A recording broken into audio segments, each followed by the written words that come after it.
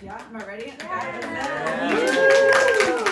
Walking before in spotlight was like a good time. My name is Miranda Kent. I'm a carpenter. Welcome to my talk on carpentry. Next slide, please, Jake. Woo. So, I used to be a circus artist.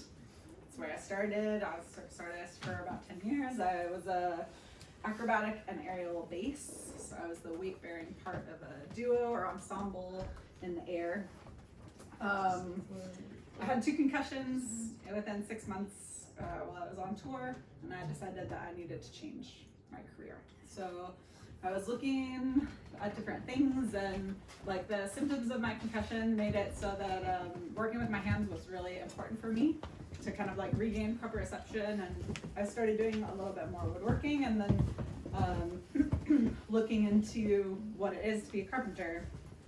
And I thought that these pictures are really interesting because they're like very similar in a certain way.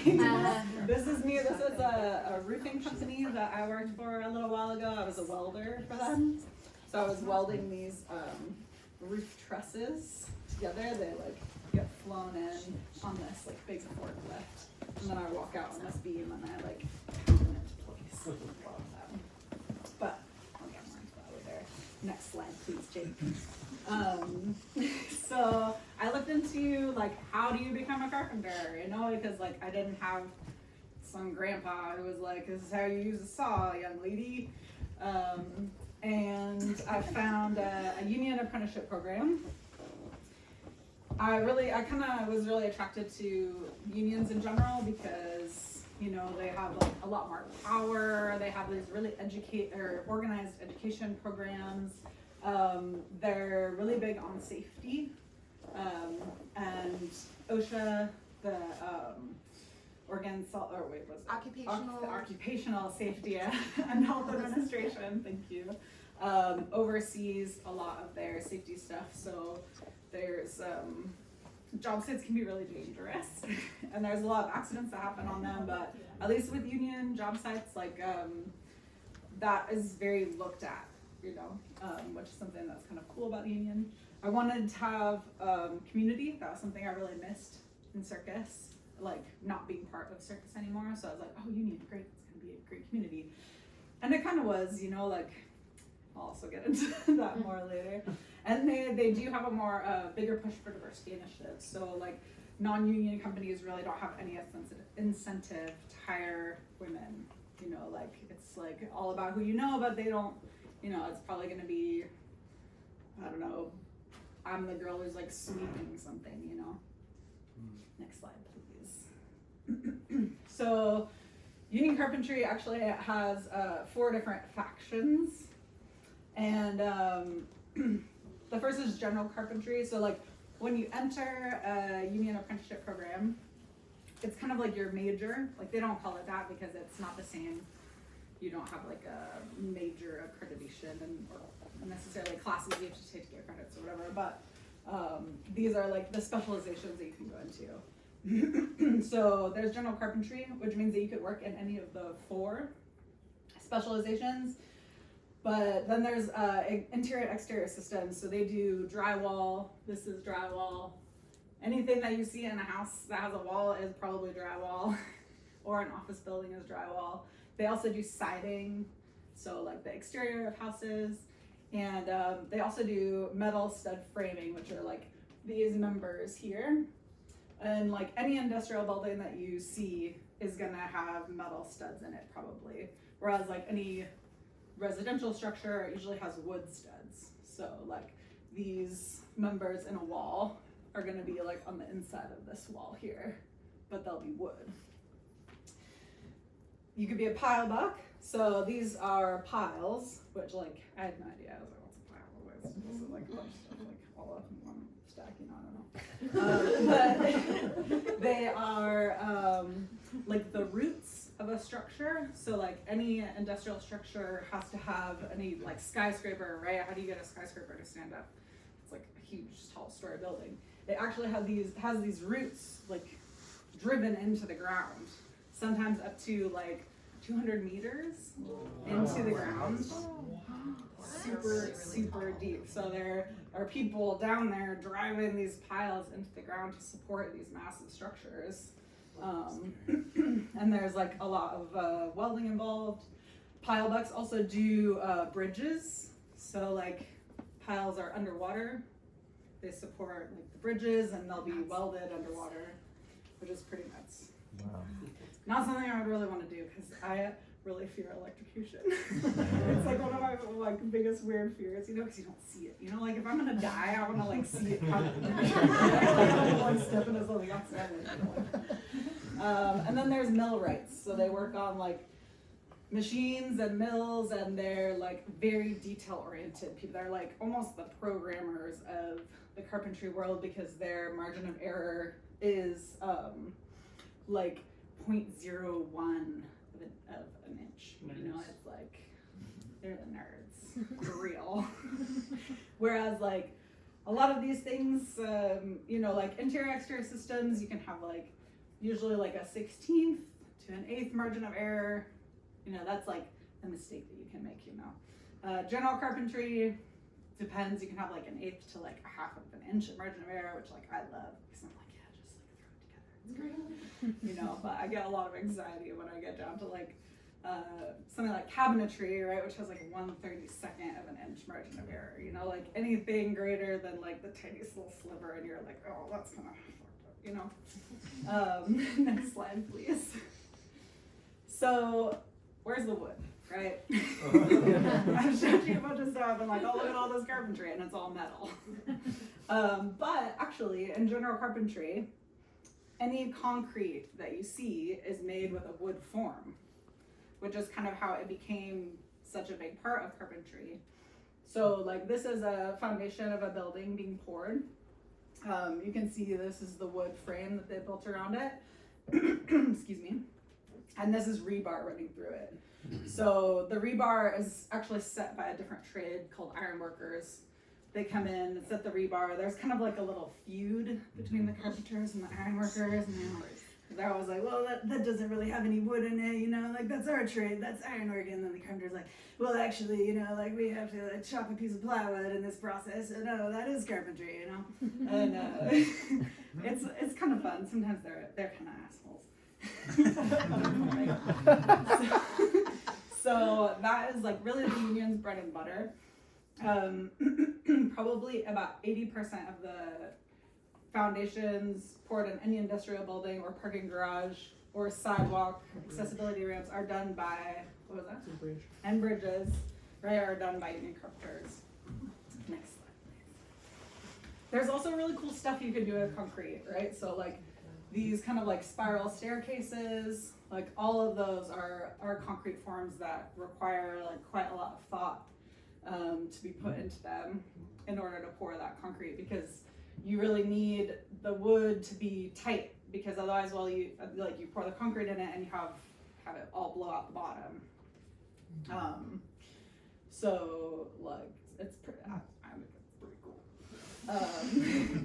And then there's stuff like this, right? So this would be a parking garage, and this is called a tilt up. So this panel would actually be poured on the ground, and then they let the concrete set. They tilt it up. It usually takes between like 10 or 20 guys to like kind of like start this hoist, and then they'll hook it up to the crane and kind of spot it as like the crane hauls it up and moves it in place. Pretty wild. No, it's a big panel. Next slide, please. So, right, why is there more wood? You know, it's carpentry. Like when I was first like, I'm gonna be a carpenter, like I have to admit, I kind of imagined myself like working like in a little shop, you know, with like a couple guys, and we're gonna like make a table, like Jesus. No, not like Jesus. But at least building houses, right? Like I was really interested in the construction of houses. And it turns out that in Oregon, the union, up until recently, hasn't had a very large market share. We haven't had a very good, set of negotiation or a lot of bargaining power because the union was very small. Also, BOLI, the Bureau of Labor and Industries, for some reason in Oregon has about 8 members, which is real weird, you know? And I mean, there's a lot of the political climate that goes into that. I know once you go over to Washington, I think they have about 200 employees, you know, like that's people that like go to job sites, look at the conditions, like will help lobby for union work. But Oregon doesn't have that for, you know, we don't like labor, I don't know. In California, the residential market is between 20 and 30%, and here it's only 4 to 6.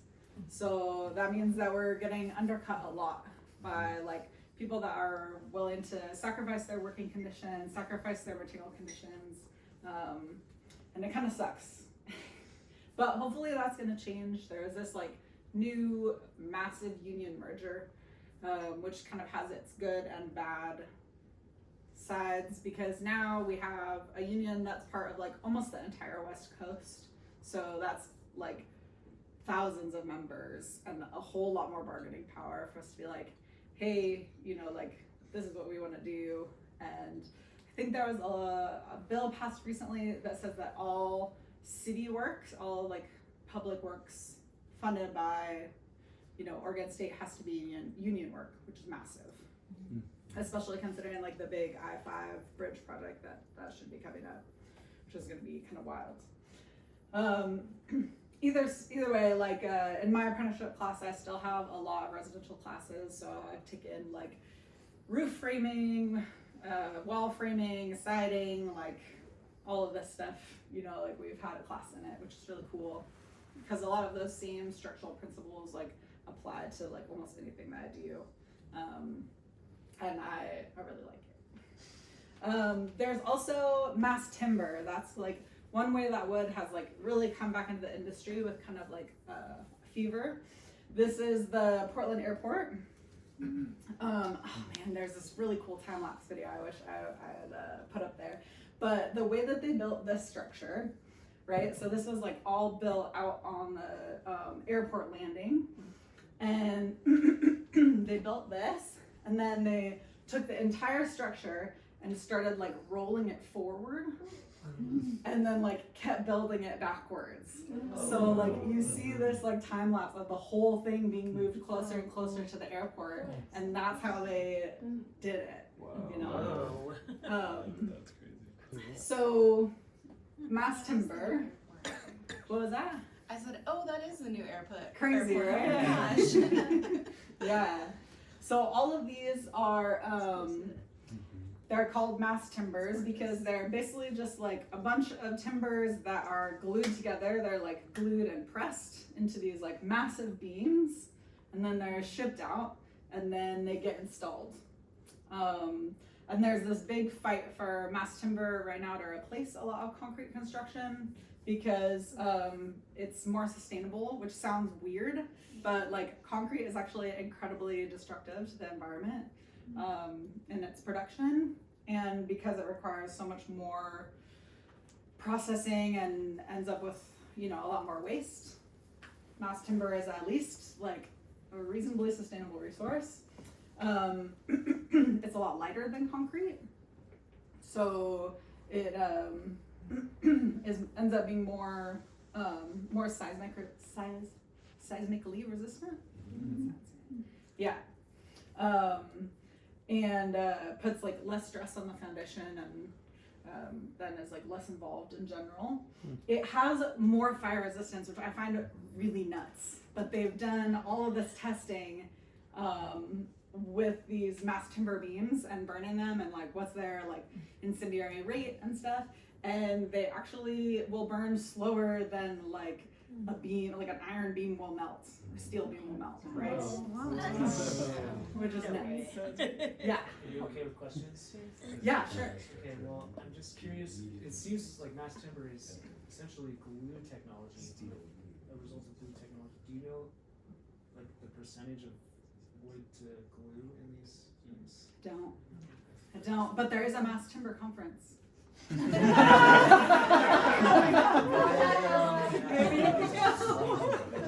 go.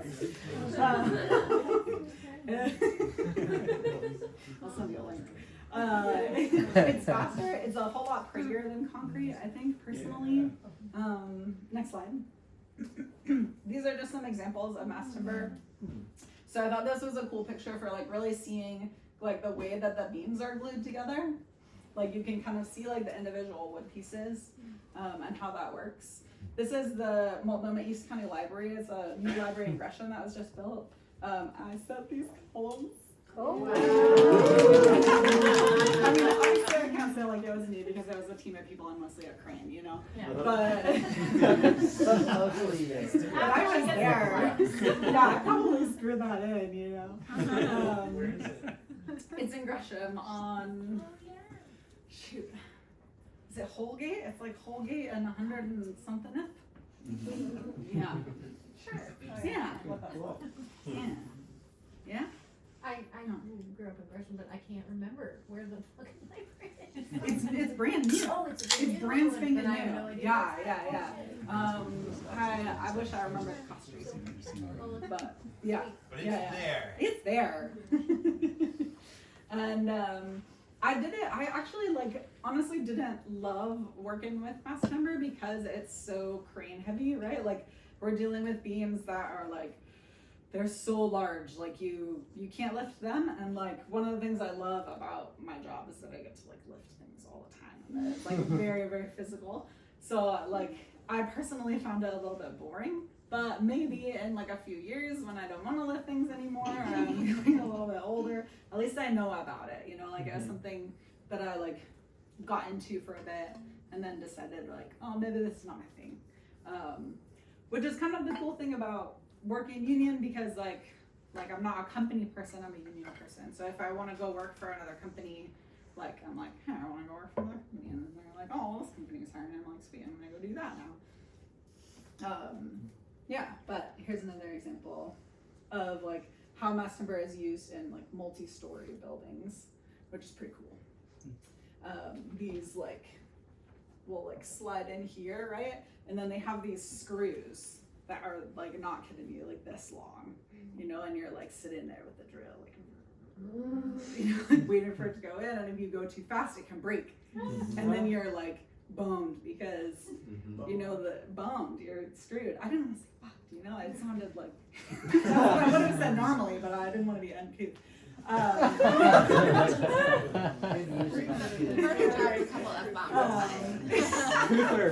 Just lean into it. You're dealing with like all of these beams are prefabricated, right? They come like glued from the shop. They're a finished product already. So like you lose a screw in there, like you're making a really guilty phone call to the shop. You're like, I kind of messed up this thing.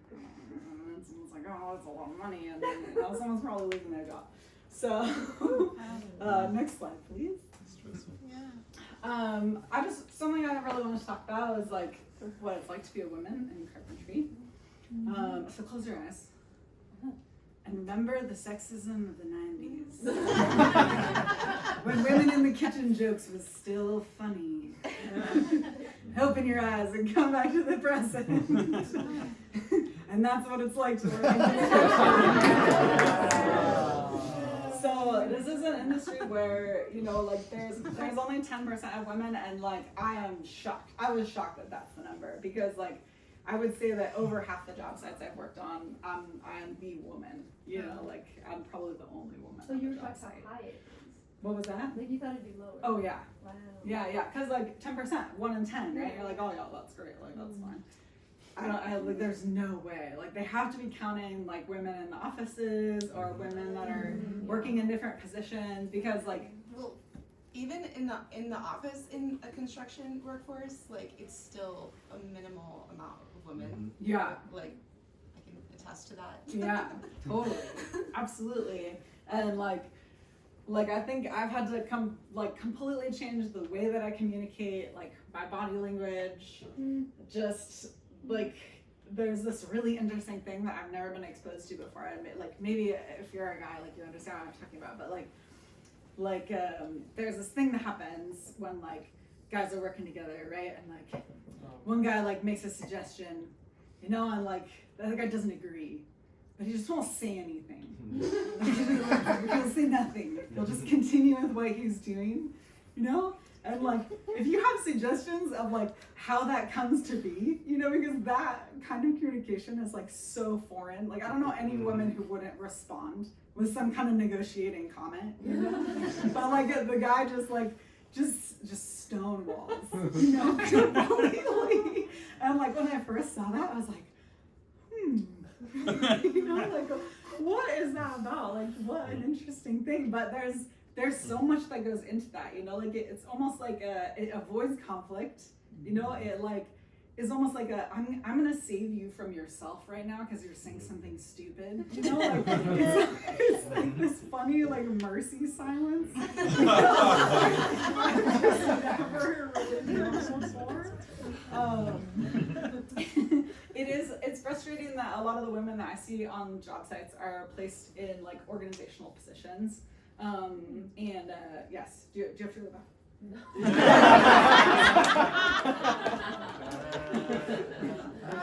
Sorry.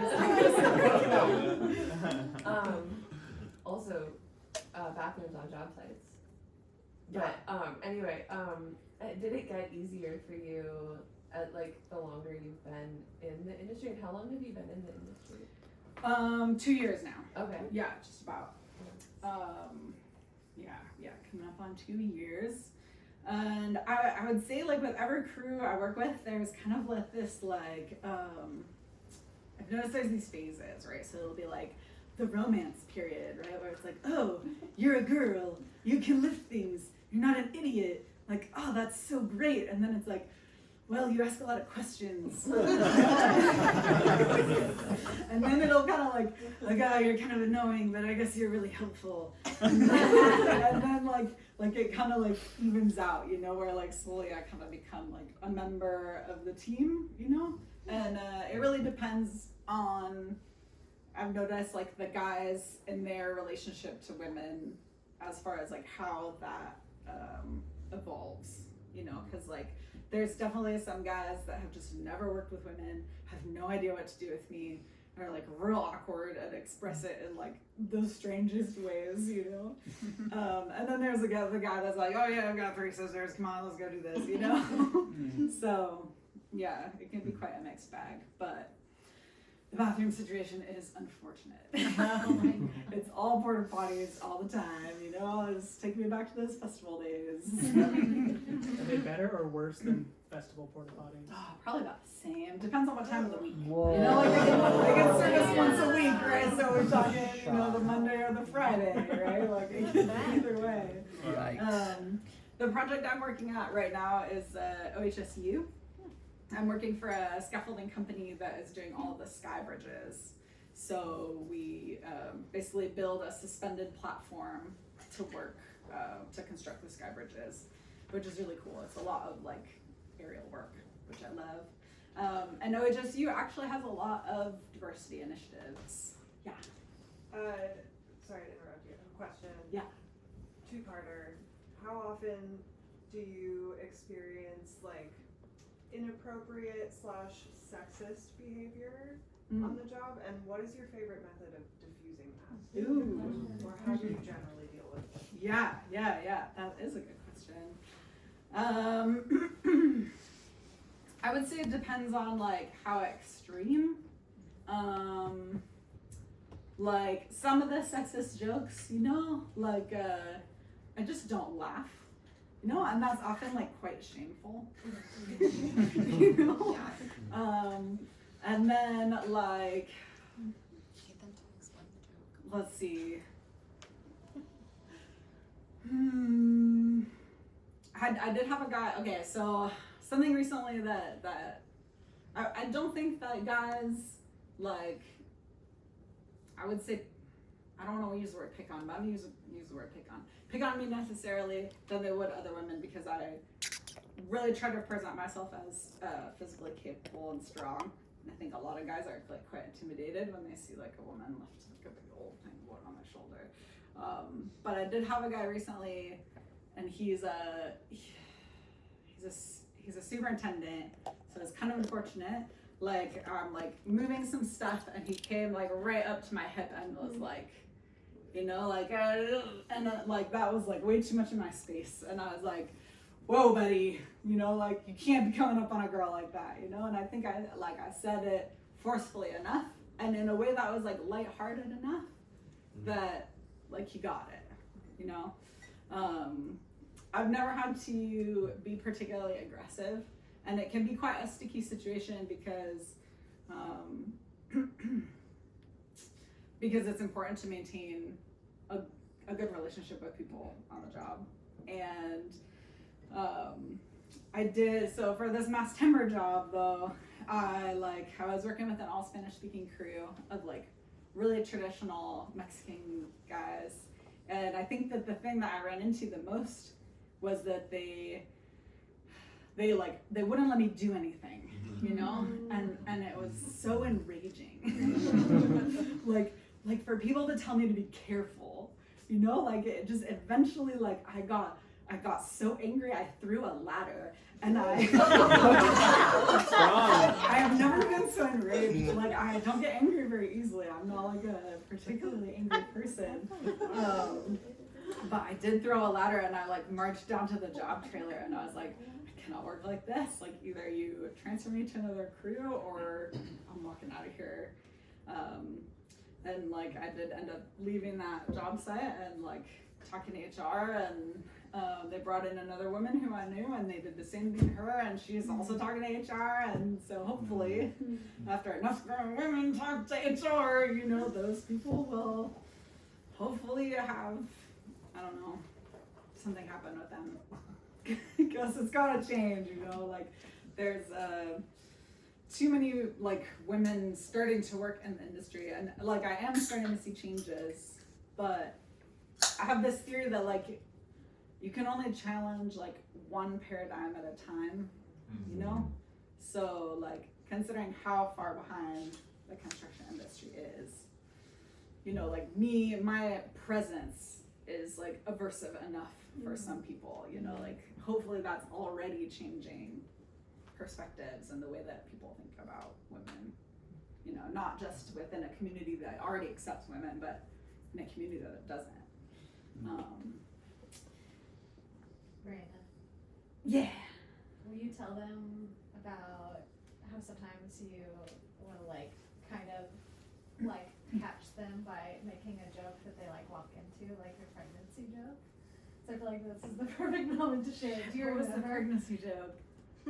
It was kind of like these guys. I'm going to summarize because we've talked about this a lot, and I feel like you guys will appreciate this story. But at some point, they're like, you know, can you carry this? Is this too heavy for you? Like, kind of chastising comments to Miranda. And I think this is part of Miranda's ability to survive in these like tough environments where she will say something like, I mean, I think it's fine with my doctor. I'm only 8 weeks pregnant. Yeah. I do. You know, and so then they're like panicked, Yeah. right? And I think that's part of why you can do this work is because you're witty. And like, it's a joke, but it's still you're advocating for yourself. Yeah, Right? yeah. Or there is like a certain amount of like banter and lightheartedness and jobbiness that like is allowed. You know, I don't know, some guy was like, you know, talking about someone else, and they were like, why can't that guy just tie his own shoes, you know, like he's just like kind of all over the place. And I was like, well, his wife probably does it for him, you know.